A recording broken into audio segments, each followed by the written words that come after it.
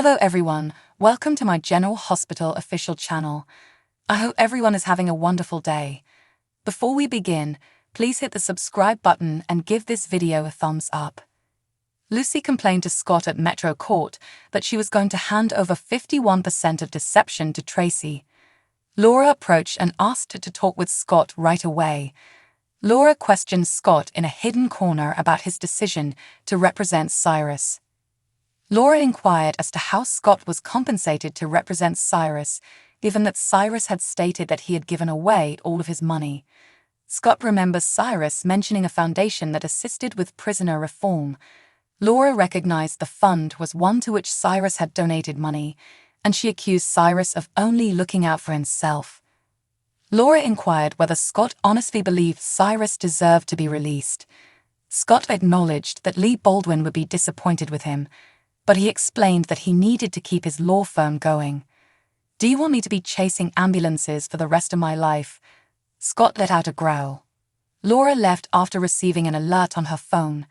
Scott returned to his table to find Lucy had also left. Curtis showed Portia images from Spencer and Trina's trip to New York City at his place. Curtis was taken aback when Portia stated that she was fine with Spencer and Trina's relationship. Trina cares about Spencer, and Spencer appears to genuinely care about Trina. "She's old enough to make her own decisions without her mother always interfering," Portia asserted. Laura paid Curtis a visit shortly after Portia had departed for work. They were overjoyed to see each other. Laura apologized for being absent from her work as mayor when Curtis was killed. Curtis found it amusing that he had survived a disaster in Greenland, only to be disabled in Port Charles. Curtis went on to say that he could have to use a wheelchair for the rest of his life, but he resolved to make the best of it. Laura stated that she wanted to contact Curtis, but didn't feel she could fully communicate how much he meant to her. Laura went on to say that she had a soft spot in her heart for Curtis for many years, and that their connection was unbreakable. "And nothing will ever change that," Laura stated while holding Curtis' hand. Austin grabbed Cyrus from behind and dragged him into a small closet at the hospital. Austin held a scalpel to Cyrus and accused him of attempting to murder Eva. Cyrus politely asked Austin to put down the scalpel and to allow Cyrus to see Mason's room. TJ stated in Mason's room that Mason should recover completely. Mason gloated that he had survived harsher situations when TJ indicated Mason would most certainly go to prison. Cyrus and Austin appeared after TJ left. Mason was confronted by Cyrus for disobeying Cyrus' orders to release Ava. Cyrus threatened Mason that the pain he felt when he was shot would be nothing compared to the pain he would feel if he ever betrayed Cyrus again. Cyrus inquired as to Mason's comprehension. "Say it," Cyrus yelled. "I understand, and I believe it," Mason finally said. Cyrus then turned to Austin and inquired whether the two understood each other. Austin nodded, and he walked away. Portia ran across an agitated TJ near the nurse's station, who told her about his incident with Mason. TJ was warned by Portia to avoid Mason. Mason, according to TJ, reminded him of some other creep. Cyrus exited the elevators a little time later. Cyrus saw Portia from behind and silently exited the hospital. Lois surprised Brooke Lynn at the Quartermain home when she announced that she had invited Chase to join them. Brooke Lynn accused Lois of merely asking Chase to help her reconsider Tracy's offer to give Brooke Lynn deception. Brooke Lynn stated that if Lois disclosed the offer to Chase, she would never talk to her again.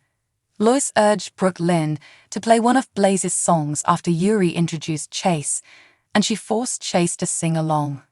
Chase and Brooke Lynn performed a duet. Lucy then stormed into the mansion, demanding to speak with Tracy. Tracy, according to Brooke Lynn, had gone to New York City for the day. Lucy exclaimed that Brooke Lynn was as to blame for Lucy's problems at deception as Tracy. Lucy was fuming as she signed over her 51% ownership in deception to Tracy. There, are you content? I hope you're happy, and please tell your grandmother she can kiss." No, I'm too much of a lady," Lucy shouted as she stormed off. Brooke Lynn and Chase stood motionless after Lucy had gone. Michael aired the recording of Martin admitting to calling the SEC at Nina's request because Carly and Drew had engaged in insider trading in his Aurora office. Martin emerged and advised Michael to reconsider sending the recording to Sonny. Michael claimed that Nina destroyed Carly's life and that Nina was completely to blame for Drew's incarceration. Martin brought up Nina's criminal history, the most of which occurred in 2014, and advised Michael to consider what Nina would do if Michael attempted to remove Willow and Wiley from Nina's life. Martin cautioned Nina that she might make Michael's life a living nightmare. Nina gave Sonny with a photo frame with photographs of Donna and Wiley from the wedding in Sonny's office at Pozzulo's. Nina stated that she had purchased similar frames for Willow and Carly to display Wiley and Donna. Nina couldn't take her eyes off Wiley's photo, according to Sonny. Nina stated that it was no one's fault that she had not spent time with Wiley. When Sonny suggested that Carly was partly to blame for Nina's failure to spend time with Wiley, Nina said that both she and Carly had made mistakes. As Nina prepared to leave for work, Sonny and Nina kissed. Michael appeared after Nina had departed. Michael overheard Sonny on the phone telling someone that he had never been happier than he was with Nina. After Sonny hung up the phone, Michael explained that he had stopped by to speak with Sonny about something urgent. Sonny stated that he needed to show Michael something first. Sonny handed Michael the Wiley picture frame Nina had given him. Sonny then told Michael that Nina had altered his life and that Carly was just as happy with Drew as Sonny was with Nina. Michael explained that he had gone to see Sonny because of Drew. Sonny advised him to contact Nina and ask her to utilize Crimson to assist shift public opinion in Drew's favor. Michael tried to persuade Sonny not to ask Nina for assistance. Sonny expressed his gratitude to Michael for attending the wedding. "You know how much I adore Nina.